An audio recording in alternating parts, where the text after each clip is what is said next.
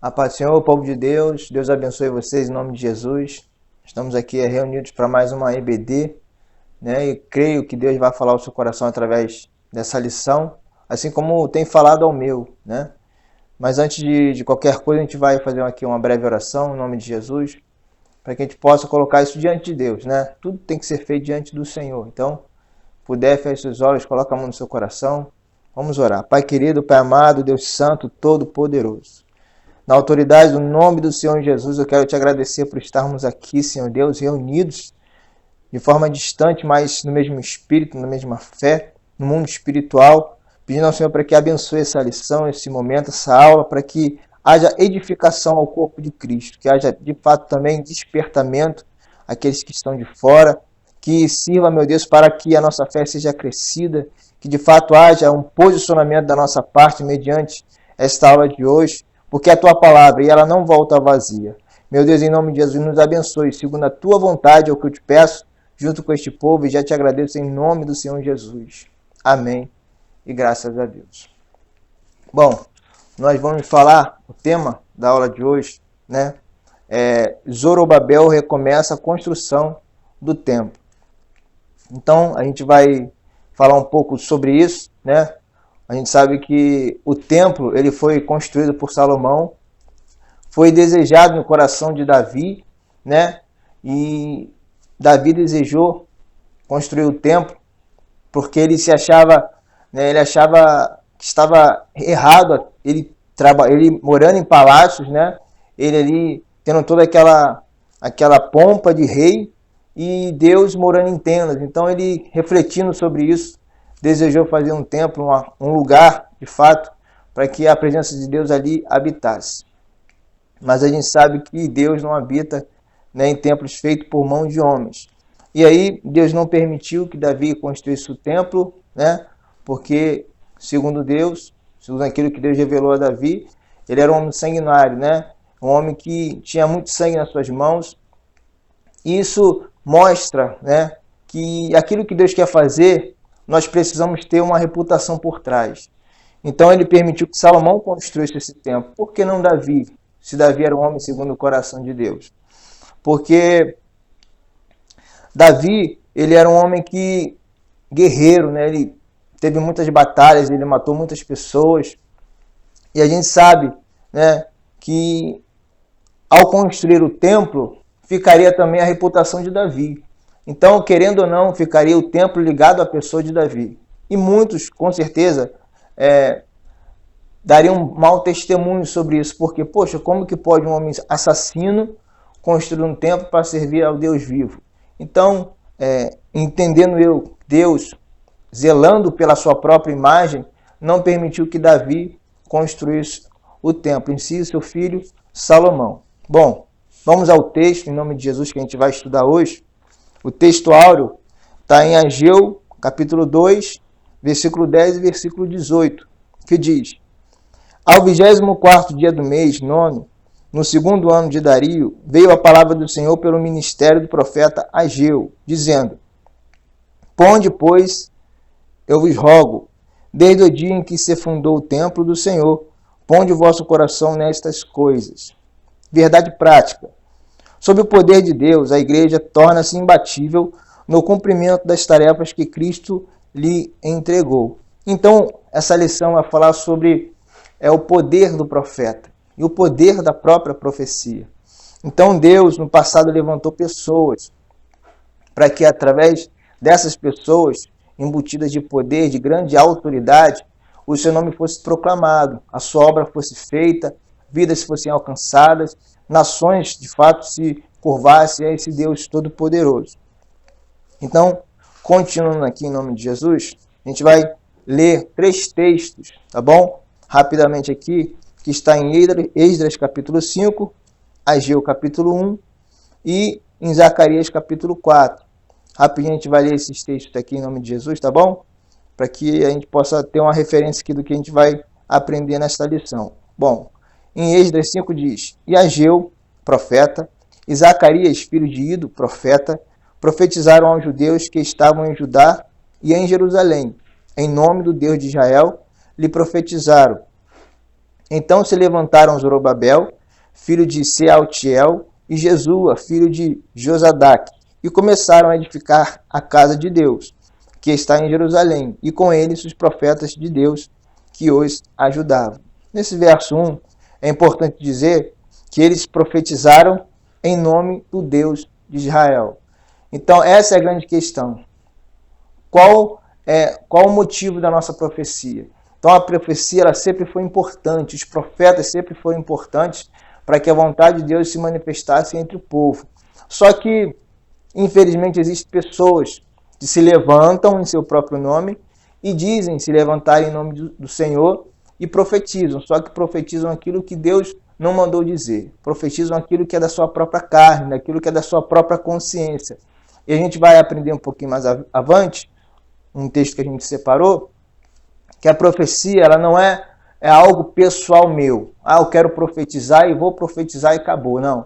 É algo inspirado, é algo movido pelo Espírito de Deus. Bom, em Ageu capítulo 1, verso 1 e verso 12, diz assim: no ano segundo do rei Dario, são as referências sobre essa lição. No sexto mês, no primeiro dia do mês, veio a palavra do Senhor. Lembre sempre disso, veio a palavra do Senhor, pelo ministério do profeta Ageu, a Zorobabel, filho de Sealtiel, príncipe de Judá, e a Josué, filho de Josadaque, o sumo sacerdote, dizendo: então ouviu Zorobabel, filho de Sealtiel, e Josué, filho de Josadaque, sumo sacerdote, e todo o resto do povo a voz do Senhor, seu Deus, e as palavras do profeta Ageu, como o Senhor, seu Deus, o tinha enviado, e temeu o povo diante do Senhor. Isso era algo comum, quando um homem de Deus era levantado, quando Deus levantava alguém com grande autoridade, né, aquele homem profetizava, geralmente o povo temia, né, porque sentia o peso daquilo, entendia que era o Deus de Israel falando com eles. E a última referência aqui está em Zacarias capítulo 4. E respondeu e me falou, dizendo: esta é a palavra do Senhor a Zorobabel, dizendo: não por força, nem por violência, mas pelo meu Espírito, diz o Senhor dos Exércitos. Então vou me ater a esse versículo apenas, só para explicar que acredito que você já deva ter ouvido falar sobre esse versículo, né? Muitas pessoas o professam, o declaram, não é por força nem por violência, mas pelo Espírito de Deus.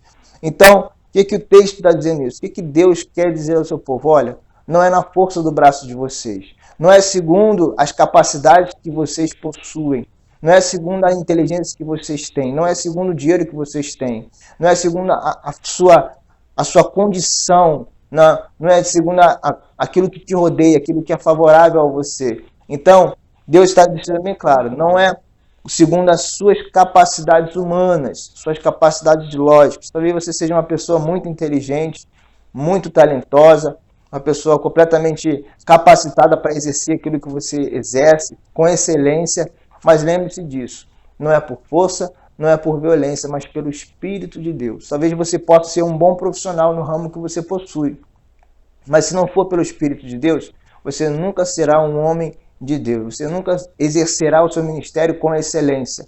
Talvez a sua carreira você possa deslanchar, mas a sua vida espiritual ela não vai sair do lugar. Por quê? Porque não é pelo Espírito de Deus. Então entenda isso.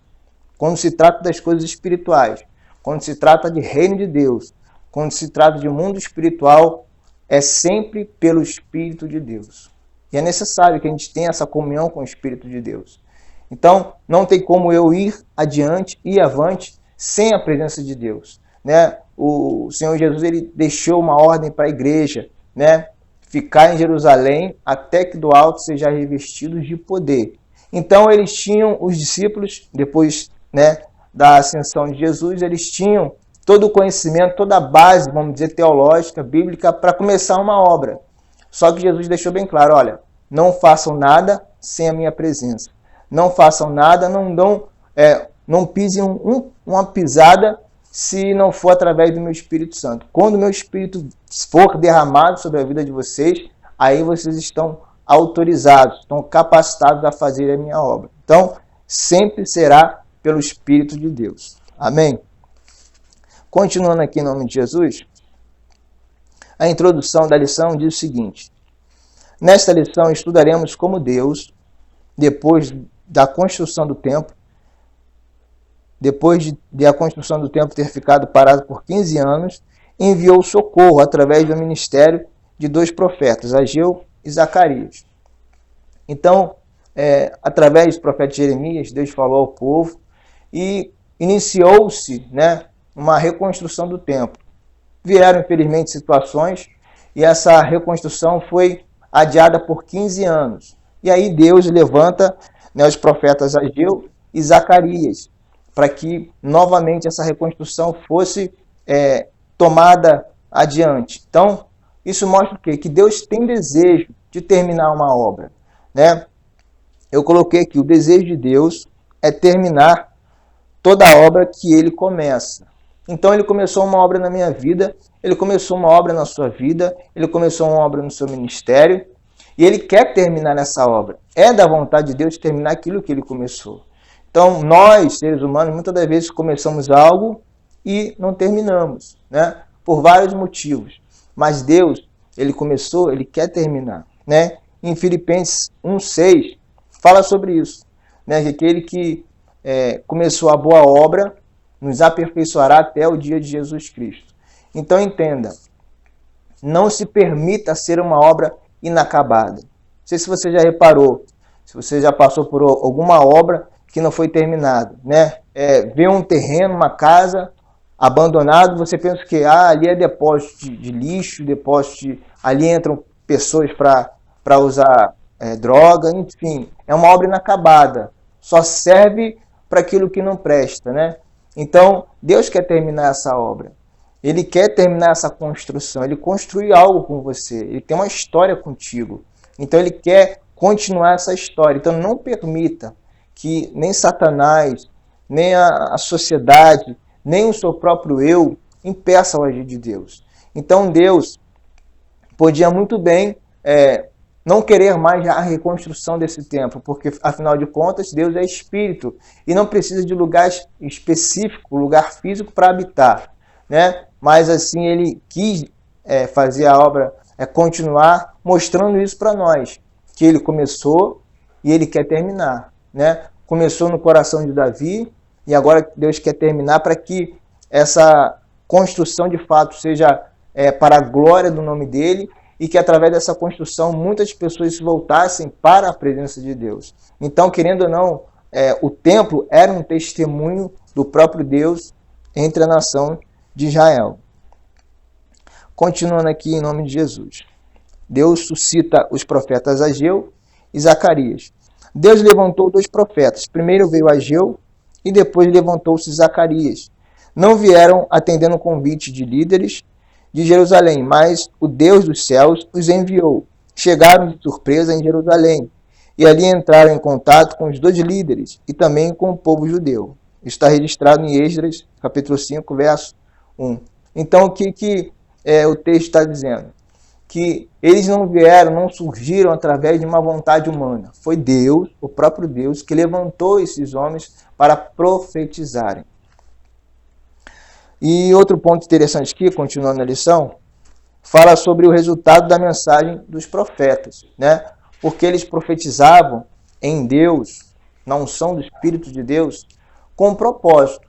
Porque Deus apenas não quer falar, Ele não quer apenas ser conhecido, Ele quer que o conhecimento dele, Ele quer que através dessa profecia nós, de fato, tomemos um posicionamento. Por isso que a profecia vem, para que a gente possa tomar um posicionamento diante dessa revelação. Então, eles foram levantados com esse propósito, para sacudir, vamos dizer, a nação de Israel. A nação de Israel era uma nação que, vira e mexe, abandonava o seu Deus. Vira e mexe, ela se bandeava para as outras nações e queria viver como as outras nações. Só que Israel é o povo de Deus. E quem é o povo de Deus hoje? A igreja de Cristo. Então a gente entende que Deus, zelando pelo seu povo, sempre levanta alguém, sempre traz uma mensagem para despertar, para sacudir, para mexer com o teu eu, com a sua fé, para que você se posicione, para que a glória dele se manifeste na tua vida e através da tua vida. O poder de Deus se manifestou através da mensagem destes homens de Deus. Assim, os 2 líderes criaram coragem. Olha só o que gerou a profecia: coragem. E o povo também foi renovado pelo impacto da mensagem. Houve renovo e encorajamento. Então Zorobabel ordenou que todos imediatamente voltassem à construção e começaram a edificar a casa. Os profetas de Deus ficaram com eles, ajudando os líderes do povo na direção do trabalho. Então isso foi gerado pela profecia, né? Encorajamento, ou seja, você está à mercê daquela situação, você está refém da circunstância, mas vem a palavra de Deus rasgando as trevas, destronando as potestades, fazendo com que ela penetre no seu coração e te faça reagir diante dessa palavra, diante dessa revelação. Então, diante da revelação, diante da palavra de Deus, alguns ouvem e mudam, outros ouvem e descartam, mas que você seja daqueles que ouvem e mudam em nome de Jesus. Então a Bíblia diz, né, a gente não somos daqueles que recuam, mas daqueles que permanecem. Então, continuando aqui em nome de Jesus, terceiro ponto, o impulso espiritual dado pelos profetas continuou dominando os construtores até a conclusão da construção. Então, o que aconteceu? Houve um despertamento inicial, mas houve também um fortalecimento desse povo durante a caminhada nessa construção. Então Deus te chamou para andar com Ele, houve um início, houve um começo, mas até chegar ao final, até chegar ao fim dessa construção, Deus capacita você com poder, com autoridade, com a palavra, para que você permaneça nessa fé. Então, aquele que começou a boa obra, o que o texto diz, ele vai aperfeiçoar. Então, não tenha medo de entregar sua vida para Jesus, não tenha medo de andar na presença de Deus. Muitas pessoas elas se preocupam com isso. Recentemente a gente teve batismo na igreja e muitas pessoas se questionavam, meu Deus, e agora depois do batismo como é que vai ser? Só que Deus quer que a gente dê um passo após o outro, né? Então se Ele te chamou, Ele vai te capacitar a continuar na presença dEle. A gente costuma dizer, quem convida dá banquete. Então se Deus está te chamando, fique seguro, fique em paz. Ele vai te sustentar até o final em nome de Jesus. Amém? Bom, os profetas Ageu e Zacarias continuavam dando a sua cooperação, prosperando pela profecia do profeta Ageu e de Zacarias, filho de Ido, e edificaram a casa e a aperfeiçoaram, conforme o mandado do Deus de Israel, e conforme o mandado de Ciro, e de Dario, e de Artaxerxes, rei da Pérsia. Isso está registrado em Esdras 6:14. Bom, outro ponto que eu quero aqui falar com vocês, em nome de Jesus, é que a profecia ela é coisa séria, né? Existe uma banalização da profecia.